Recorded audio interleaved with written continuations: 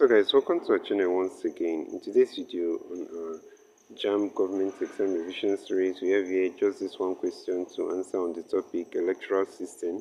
So ensure to stay till the end of this video as this is a very important one. Let's go ahead and start with the first question here, and the only one we have here. It says, the major consequence of proportional representation is that it A. favors the development of a two-party system, B. discourages voting along ethnic lines, C. encourages the proliferation of parties, D. reduces the chances of political instability.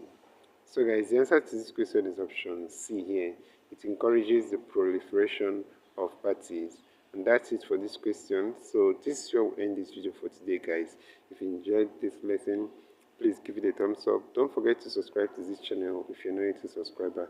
Also, if you have any specific question regarding this video, you can drop your question in the comment section below and we'll be sure to give you a response. So finally, guys, I want to encourage you to join our YouTube channel community where we'll post major updates on JAMB examinations. You can join this channel community by hitting the join button below and we'll see you right there.